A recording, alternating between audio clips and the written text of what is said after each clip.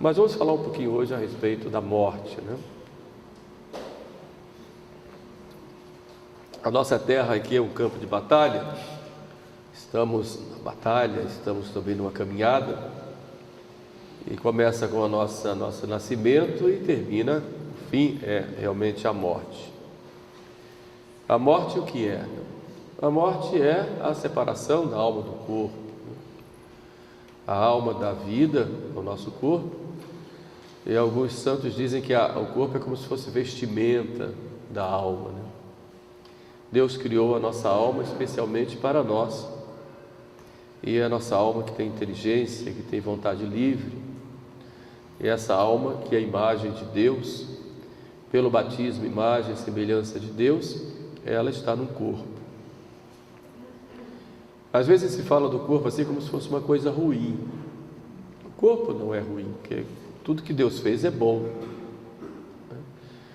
Então outros colocam o corpo como se fosse uma prisão da alma.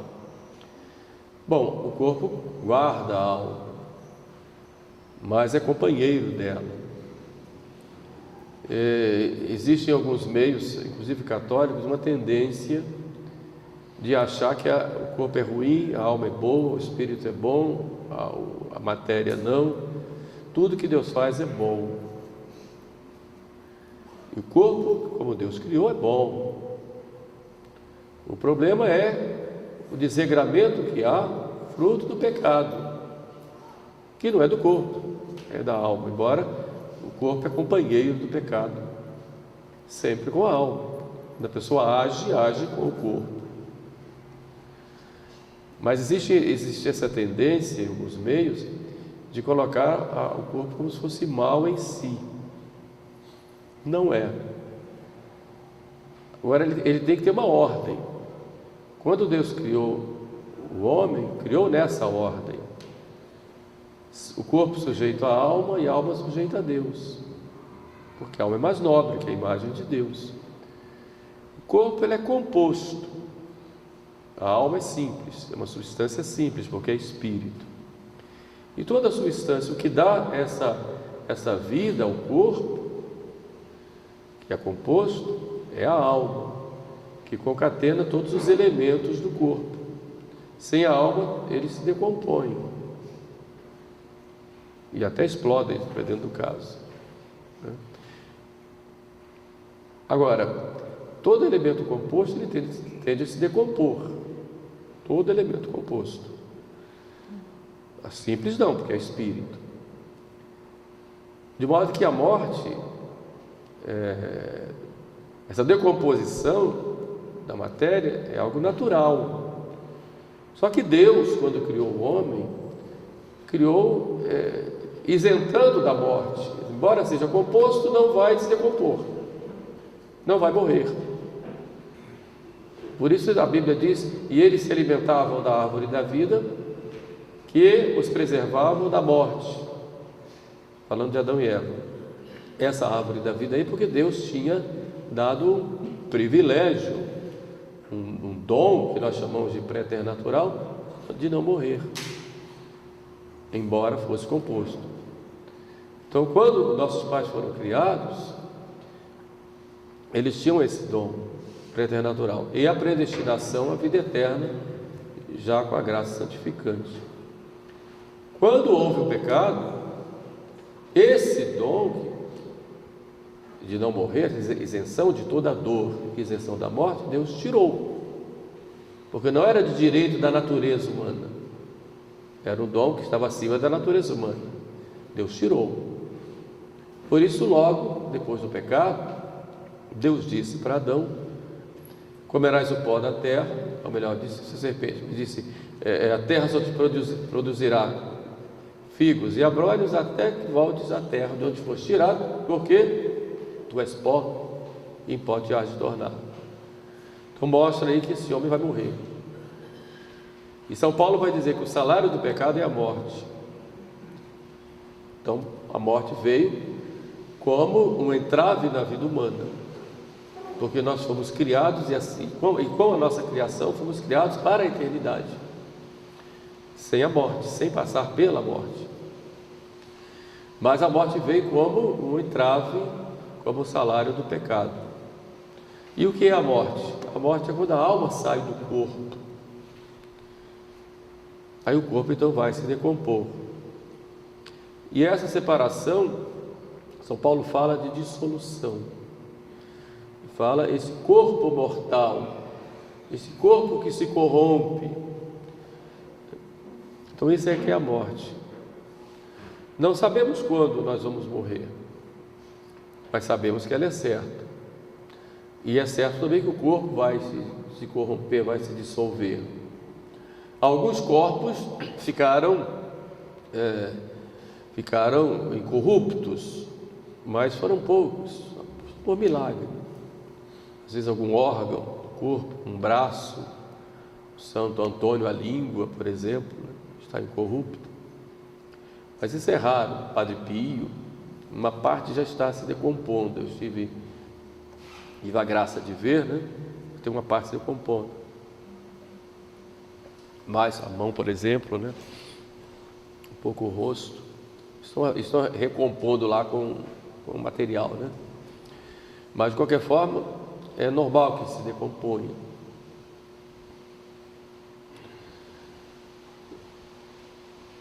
Só dois não morreram, Enoque e Elias, que vão voltar no fim do mundo, mas vão morrer também. E a pergunta que se coloca: e quando Jesus voltar, os que estiverem vivos também vão morrer? Mas a alma vai se separar do corpo, vão ao encontro de Cristo nos ares. Então esse ir ao encontro de Santo Agostinho é a saída da alma do corpo, vai ao encontro e volta logo na ressurreição, conforme a gente viu na outra aula. Mas vão morrer. O Cristo não deveria morrer, porque ele não teve pecado. O salário do pecado é a morte, não deveria morrer. Mas ele quis morrer e com a sua morte pagar pelos pecados. Existe uma disputa entre os teólogos se Maria morreu ou não morreu. Isso não foi definido pela igreja, chamados mortalistas e os outros, mas os não mortalistas. O Papa Pio XII, quando definiu o dogma da Assunção, ele não quis definir isso, porque existem argumentos fortes tanto para um quanto para o outro. Para alguns, Maria morreu e ressuscitou e foi de corpo e alma para o céu. Para outros, ela simplesmente foi sem morrer. De qualquer forma, fica aí a dúvida. Mas o fato é que, ressuscitados, nós já temos Jesus e Maria, só, lá no céu. Então todos vamos morrer. Costumo apresentar a morte como uma caveira, como uma foice, aquela coisa tétrica, alguns autores dizem que isso é para mostrar simbolicamente que o homem é imortal, tal. Mas o mais comum é dizer que isso é coisa de pagão, ter a morte como uma coisa tétrica e inimiga. A morte, São Francisco chamava de irmã, a irmã morte. E Santa Teresa dizia: muero porque não muero, morro porque não morro. E Santa Teresinha dizia: eu não morro, eu entro na vida. De modo que, com a morte de Cristo, e a ressurreição, a morte foi vencida. De modo que a morte para nós, que é certa, é para todos, não deve ser para nós motivo de desespero, mas deve ser motivo de encontro com o nosso Senhor. E todos vamos morrer, todos. Ninguém vai escapar. Nossos primeiros pais, depois os filhos e todos nós. Agora, o que é importante para nós é como morrer, porque nós não sabemos o dia, não sabemos o modo. Em geral, Deus não fala. Aliás, raramente Deus avisa quando vai morrer. Isso, alguns santos, alguns. E Deus deixa assim sempre, como Jesus fala, o Filho do Homem vem como um ladrão, vigiai e orai. E a gente vê muito isso no Evangelho. todo momento Jesus fala da vigilância. Aquela parábola das 10 virgens é muito típica a respeito disso. As 10 virgens que esperavam o esposo, umas tinham azeite de reserva, outras não tinham azeite de reserva. Como o esposo tardou, elas começaram a cabecear de sono, e quando deu meia-noite, interessante esse detalhe, meia-noite, ouviu-se um grito: o esposo vem. Todas pularam. Mas por que meia-noite? Porque é exatamente a passagem dessa vida para outra. Por isso, meia-noite. À meia-noite ouviu-se um grito: o esposo vem, é Jesus. Ide ao encontro. Uma pessoa é chamada. Cinco virgens estavam preparadas com azeite de reserva. As outras 5 não. E pediram: dá-nos o vosso azeite, porque as nossas lâmpadas estão se apagando. E as prudentes, interessante, disseram: as prudentes foram prudentes porque levaram azeite, e foram prudentes porque também não deram azeite para as outras. E elas disseram: vão comprar, porque senão vai faltar para nós e para vós. Para nós e para vocês vai faltar azeite. Interessante que isso é uma lição para nós, né? Nós devemos ter, às vezes a gente se dedica tanto ao apostolado e esquece da gente, né?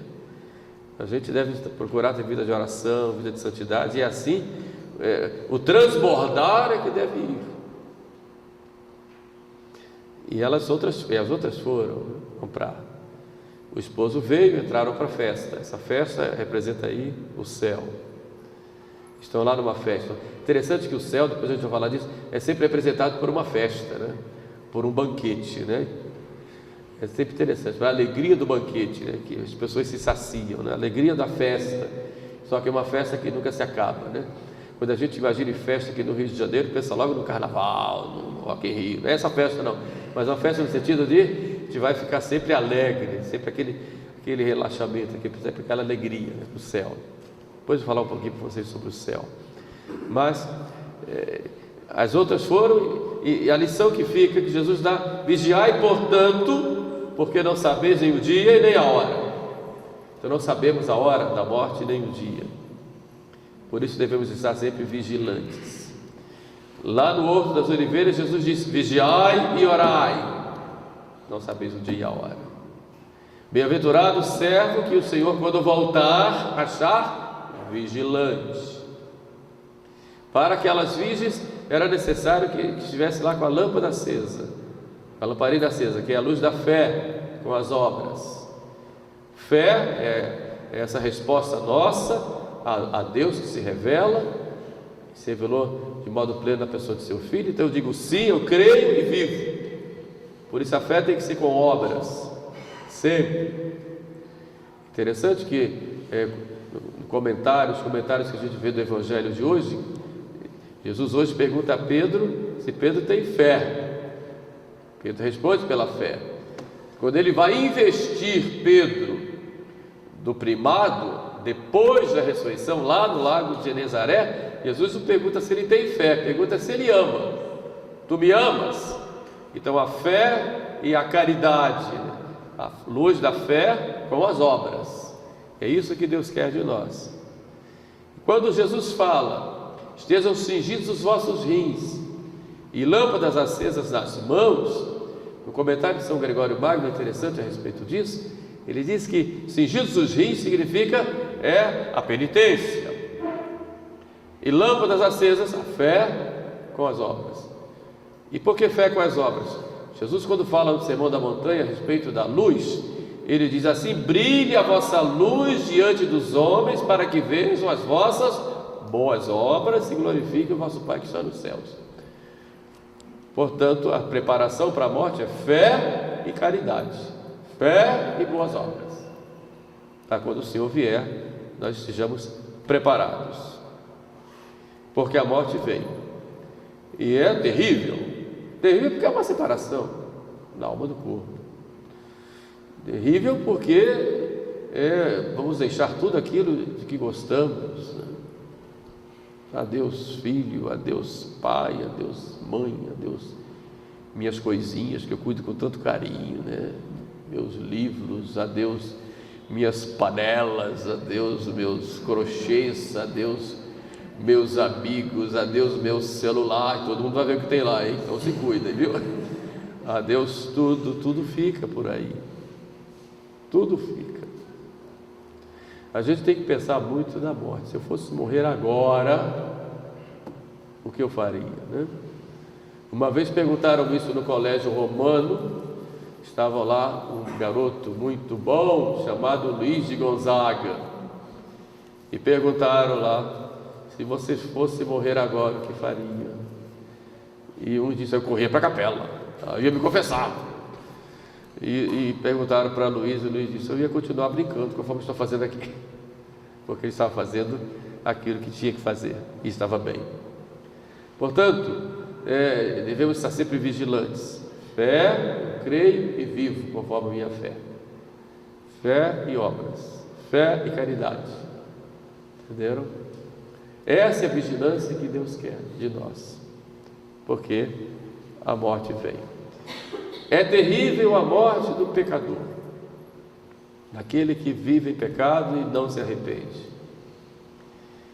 E às vezes a pessoa vai protelando o arrependimento. Quando eu ficar mais velho, eu vou me converter. E quem te garante que vais ficar velho? Quem te garante que vais ter a graça do arrependimento? Então é preciso estar sempre pronto. A morte do pecador é terrível, é dolorosa. Dolorosa primeiro porque ele vai deixar tudo aquilo que ele colocou como seu fim, são as coisas da terra. Dolorosa por causa dos remorsos, frutos do pecado. Dolorosa por causa do futuro que o espera. Dolorosa por causa da decepção e da desilusão que ele vai encontrar ali, e que coloca o seu fim em tantas coisas e agora nada vem socorrê-lo. Dolorosa por causa das investidas do demônio na hora da morte, e ele vem e investe pesado para levar aquela alma para o inferno, sabendo que pouco tempo lhe resta. Dolorosa porque ele não tem ali os auxílios da graça, ou porque ele rejeitou, e dos santos. Por isso Cristo fala que a gente tem que ter muitos amigos aqui na terra, e esses amigos aí, de que ele fala, são os amigos no sentido espiritual. Em determinado momento ele fala, granjeai amigos com a riqueza e a iniquidade. Quer dizer, esses amigos aí são os santos, são as obras de caridade que eu fiz, então são os pobres, e é exatamente isso que Jesus coloca lá, né?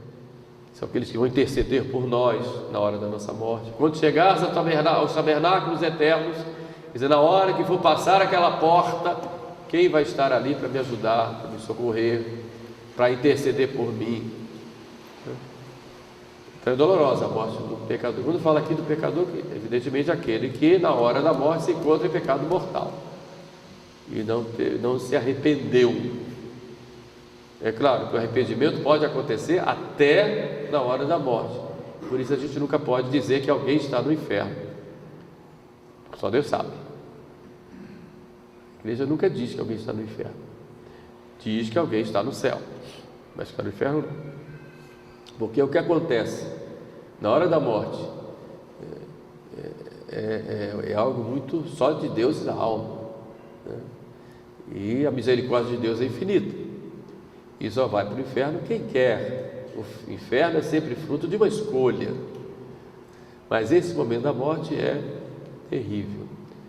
Por isso é importante, né, a gente se preparar bem. Eu aconselho que vocês, de vez em quando, façam um exercício de preparação para a morte. Tá? Santo Afonso tem um muito bom, mas fazerem de vez em quando. No seminário a gente fazia todos os meses, né? A primeira vez que eu fui fazer deitado. Meu Deus do céu, imagina deitado fazendo exercício da morte. Eu era jovem, né? Ai, tremia, comecei a me arrepiar todo, né? Mas é porque pensar nessa verdade, né, gente, tantas coisas que a gente tem aí, porque a gente acha que é insubstituível, né? O cemitério está cheio de gente insubstituível, viu? Está cheio. E a vida continuou, né? Então é importante a gente se preparar para ter a graça do arrependimento e a graça de granjeando amigos do céu, né?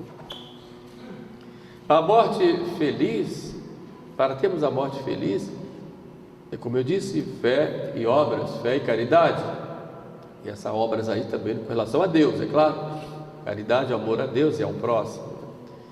É preciso que todos os dias nós peçamos a Deus a graça de nós termos o desapego das coisas do mundo.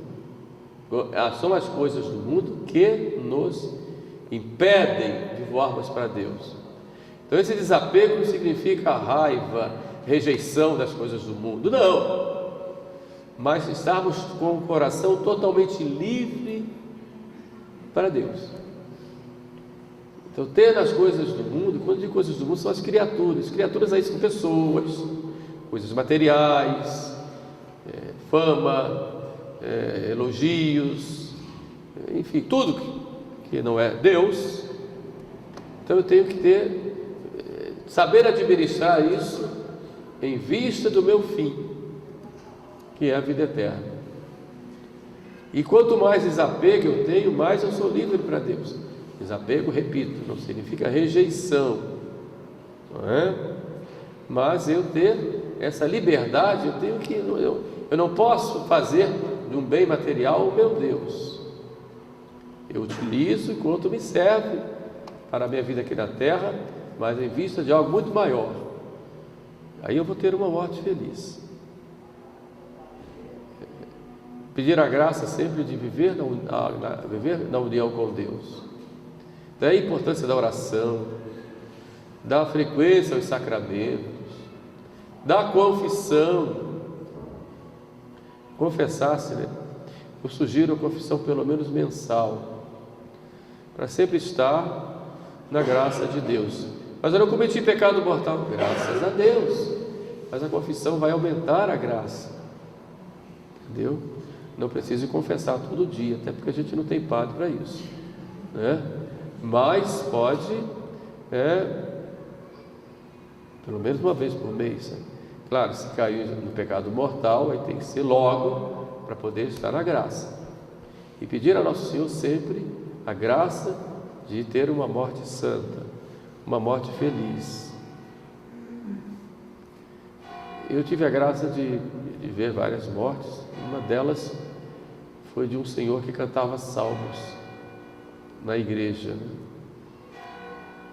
E ele, pouco antes da morte, ele disse, veio na sua memória um salmo que ele cantava lá. Então ele dizia, né? Como é que ele diz, meu Deus? Que a minha língua, Senhor, se prenda ao céu da boca, se eu me esquecer de ti, Jerusalém, porque eu estou pronto para entrar. Bonito, né? É Jerusalém celeste, né? Tal vida, tal morte, né? A tendência da árvore é cair para o lado que ela está pendendo, né? Então, tal vida, tal morte. Vamos procurar, então, estarmos preparados para ter uma morte feliz. Se as tentações vierem, o devoto de Maria vai ter Maria lá para dizer para o demônio, sai daqui que ele é meu. São Miguel. Nossa Senhora prometeu para quem usar o escapulário, né? Ela vai proteger na hora da morte. Só que o escapulário não é mágico, a gente tem que procurar ter uma vida de acordo com a lei de Deus. Se houve alguma queda por fraqueza, Nossa Senhora vai interceder para ter a graça. Mas se houve malícia no pecado, aí não, a pessoa está abusando da graça, entende? Então pedir para ter essa morte feliz, e quando chegar a hora, estarmos bem. Então preparar a alma, preparar também as suas coisas, né? Suas coisas materiais, quem tem algum bem, logo definir isso para não dar trabalho para os filhos, para os netos e companheiros aí, porque a família pode estar muito unida hoje, mas depois que forem embora, se vocês forem embora, a briga vai ser grande. Então, deixar tudo certinho. Aliás, a gente é aconselhado sempre como padre a fazer um testamento. Não tem muita coisa para deixar, mas tem uns livros, tem sempre umas coisinhas. Então, e assim cada um de nós, né, deve procurar olhar isso também. E sempre fazer essa preparação para a morte. E assim a gente vai se preparar. Quando chegar a hora, entra na alegria do teu Senhor. Entra na alegria do teu Senhor. Não tenha medo de pensar na morte. Não tenha medo de falar da morte. Hoje, quando se fala da morte, as pessoas batem na madeira, né? Não. É importante a gente pensar nela. Todos vamos morrer. Todos. E a morte sempre vai vencer. Vai ficar muito tempo, vai ficar internado, vai ficar entubado, vai, enfim, gastar muito dinheiro com médicos, com remédios. Faça isso, porque tem que fazer, porque a gente tem que cuidar da vida como Deus quer, a gente tem que zelar, não pode ser negligente. Porém, aparentemente, a morte vai ter a vitória. Na ressurreição, aí é que a gente vai humilhar a morte. E São Paulo vai dizer: onde está a morte, a tua vitória? Mas aparentemente ela vai ter essa vitória. E é importante que tenha, porque só assim nós vamos nos encontrar com Deus. Me chamou muita atenção aquele filme Marcelino Pão e Vinho. Alguém já assistiu? O antigo. E tem uma hora, ele movido sempre do desejo de ver a mãe, né? Quero minha mãe. Então, conversando com Jesus, eu quero ver minha mãe. Você quer ver sua mãe? Quero, então você vai dormir. E ele: eu quero ver minha mãe, depois eu quero ver a sua, mas eu quero ver minha mãe. E ele então, Jesus pega ele no colo e diz: dorme, Marcelino. E Marcelino dormiu e acordou vendo a mãe. Então assim é a morte para nós. É esse sono profundo que nos leva a acordar para a vida eterna. É errado dizer que as almas, quando saem do corpo, elas vão dormir. Não. Quem dorme é o corpo. A alma vai para a vida eterna, vai se encontrar com Deus. É errado também dizer que as almas vão depois para outros corpos. Também não. A minha alma é única. A minha alma é minha identidade. Eu nasci lá no dia 23 de fevereiro de 64, depois cresci, estudei, fui para o seminário, me ordenei, depois fiz isso, fiz aquilo e tal. Tive mudanças na minha vida, mas a minha identidade continua a mesma. Essa minha identidade, que tem ali meu temperamento, que tem ali minhas qualidades, meus defeitos, que tem ali minha inteligência, minha vontade livre, essa minha identidade é a minha alma. É única, é a do José Edilson. E só. E quando eu morrer, vai ser o José Edilson que vai diante de Jesus. E vai ser o José Edilson que vai para a eternidade. E não vai haver outro José Edilson. Igual não. Pode ter o nome. Aliás, outro dia lá nas Paulinas encontrei lá um José Edilson de Lima. E quando eu cheguei, ele estava falando de mim. Quando eu cheguei, ele disse: tem um padre que chama José Edilson de Lima e está celebrando a missa tridentina lá na igreja São Francisco de Paula. Eu queria ir lá assistir e tal. E eu cheguei na hora: sou eu. Aí ele falou assim: pois é, eu também sou José Edilson de Lima. Eu falei: você é de onde? Da Paraíba. Eu falei: eu também sou. Pois eu disse para ele: olha, juízo, hein? Se você fizer coisa errada, eu posso apanhar por causa disso. Mas esse José Edilson é outro, que tem uma alma dele, tem a identidade dele, e eu tenho a minha. Somos únicos. Essa alma não vai passar para outro. É único. Porque Deus faz cada um. cada um expressa pela sua existência a grandeza, a beleza e o poder de Deus. Não podemos colocar a obra de Deus num quadrado dizendo só isso aqui. Não. Assim, cada gota de orvalho, cada flor do campo, cada folha, cada pingo de chuva, não existe uma coisa igual à outra. Isso expressa a grandeza de Deus. E no ser humano é assim. Mais ainda, porque somos imagens de Deus. Aí veio a morte. Na hora da morte, já na hora da morte, quando a alma sai do corpo, já tem o juízo, que é o juízo que nós chamamos de particular. Imediatamente após. Saiu, todo mundo chorando lá do caixão, e a pessoa já foi julgada e já está na sentença. É interessante isso. Onde é o julgamento? Segundo alguns autores, é exatamente ali no lugar onde a pessoa morreu. Eu falando da morte, toda a questão da morte, a mim me preocupa muito como as pessoas hoje morrem, porque antigamente as pessoas morriam muitas vezes em casa, né? Então corria, traz a vela, e a vela, rezavam, né? Hoje em dia as pessoas morrem isoladas, sem amparo de ninguém, né?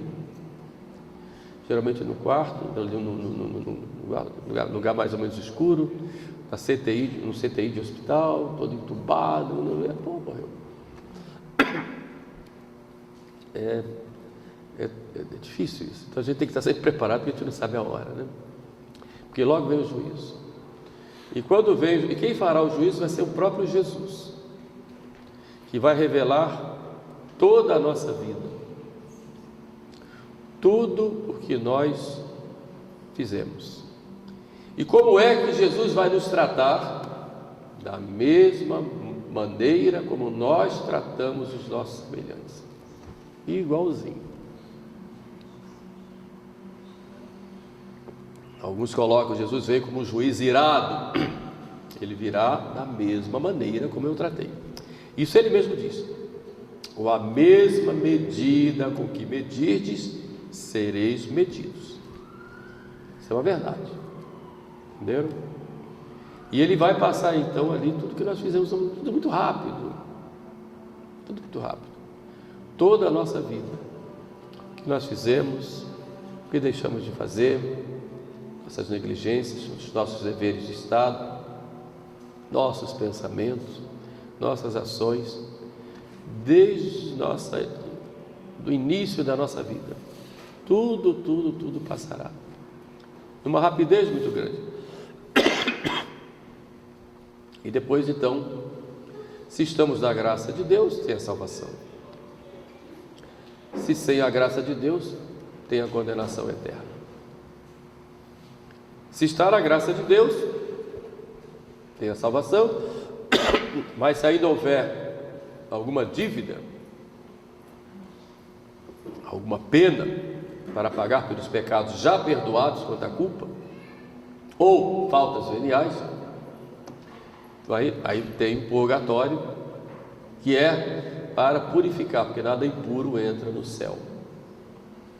Mas aí, já ali na hora do juízo, já vai saber. Segundo a tradição, São Miguel vai estar junto para ler a sentença. Não vai pegar lá o papel e vai ler, e vai expressar essa sentença. É o privilégio dele. Isso a tradição da igreja nos coloca, e nós vemos pela própria liturgia. Aí vai céu, purgatório ou inferno. Inferno, não sai mais de lá, e é terrível. E o céu também não. O purgatório é só o caminho, e as almas que vão para o purgatório, elas não têm a visão de Deus e vão esperar para serem purificadas, e depois então vão para o céu, para a vida eterna. Esse é o juízo particular. Haverá um outro juízo? Sim, juízo final, que será no fim do mundo, onde todos seremos julgados. Quando Jesus voltar, aí ele vai julgar a todos. Todos vão ressuscitar e vão serem julgados já ressuscitados, corpo e alma. E aquelas pessoas que morreram foram comidas pelos animais, milagrosamente vão ressuscitar.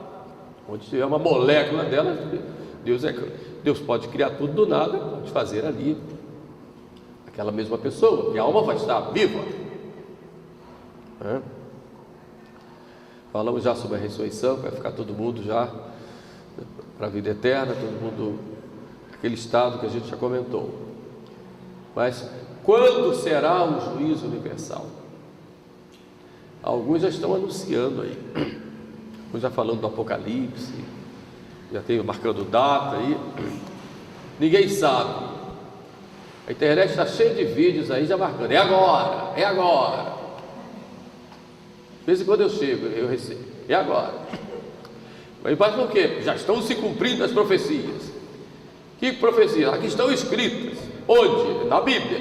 É assim, na Bíblia não tem nada escrito que vai ter, vai ser agora. Na Bíblia está escrito que ninguém sabe o dia. E Jesus disse, nem o filho sabe, só o pai. Não quer dizer que ele não saiba, sabe, mas no sentido de que cabe ao pai cuidar disso. Agora temos sinais de que virá o fim do mundo. E quais são os sinais? Vocês querem saber? Todo mundo é curioso, né? Eu vou dizer alguns. Normalmente os teólogos colocam 5 sinais. O primeiro sinal, a grande apostasia. O segundo sinal, o evangelho pregado em todo o mundo. Terceiro sinal, a vinda de Enoque e Elias. Quarto sinal, a conversão dos judeus. E o quinto agora não estou me lembrando. Mas são 5 sinais. E é interessante que nesses sinais a gente vai vendo um, vai vendo outro. Só que para Deus, um ano é como um dia, 1000 anos é como um dia como 1000 anos. A gente quer dizer que vai ser agora. Mas a gente vê, por exemplo, a vinda do anticristo, lembrei.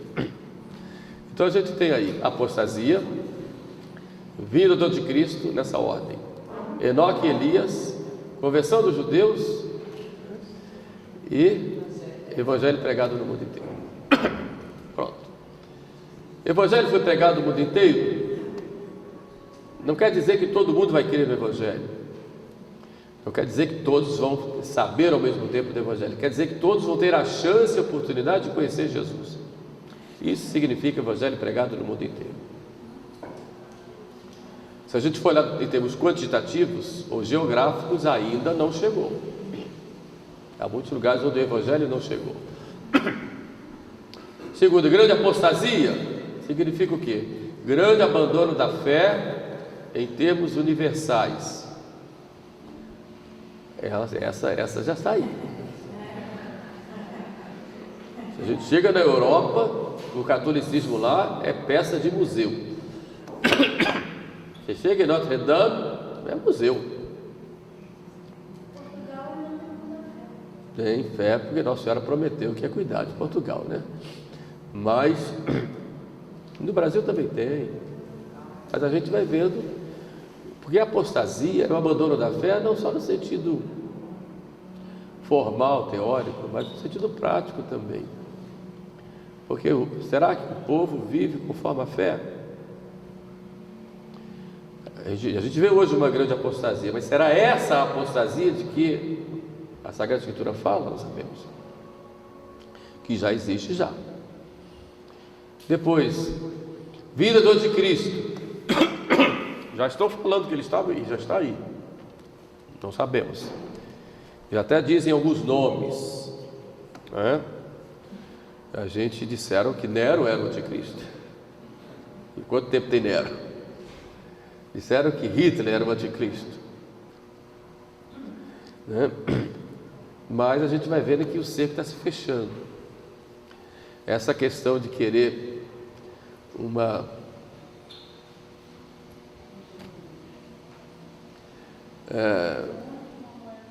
situação em que haja uma unidade universal sob um poder só, pode ser um sinal.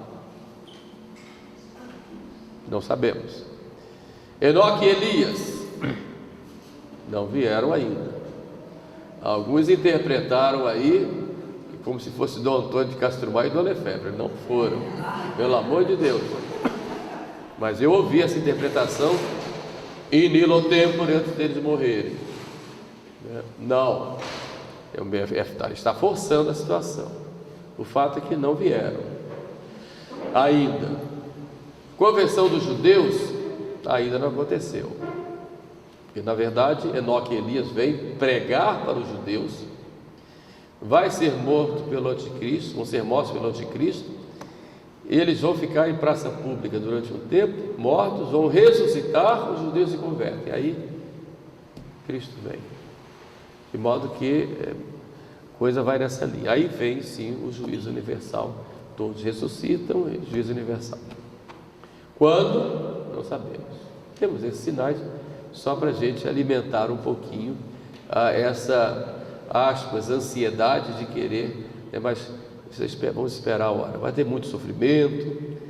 Jesus fala, dá alguns sinais: o sol vai se escurecer, a lua não dará mais o seu brilho, as potências do céu serão abaladas, as estrelas cairão do céu. Isso tem uma interpretação alegórica. Alguns santos padres dizem o sol se escurecer é a apostasia, quer dizer, a fé se escurece, a lua não dará mais o seu brilho. A lua sempre foi símbolo de Nossa Senhora, que recebe a luz do sol, porque o amor a Maria vai diminuir em muitas almas, e a gente vê isso. Depois, as estrelas cairão do céu. As estrelas simbolizam, num certo sentido, os apóstolos, ou seja, autoridades da igreja, por exemplo, bispos. As potências do céu serão abaladas. A fé, a esperança e a caridade são as potências do céu, e isso será abalado na humanidade. E depois então aparecerá no céu o sinal do Filho do Homem. São coisas de que a Sagrada Escritura vai falando, e a gente vai juntando, mas o fato é que nós devemos estar preparados para o juízo particular, porque esse que vai decidir a vida de cada um. Preparados para a morte, aí sim vai se decidir exatamente a nossa vida. Então vamos, nos preparar bem, o dia quando chegar estejamos prontos a cada dia, não sabemos quando, Vocês imaginam aqueles jogadores do Chapecoense que foram para a Colômbia fazer lá um jogo, não imaginavam que fossem morrer quase todos praticamente. A gente vê nas estradas por aí, meu Deus do céu, toda hora, e de repente veio, A gente pede a Deus que livre da morte repentina e imprevista.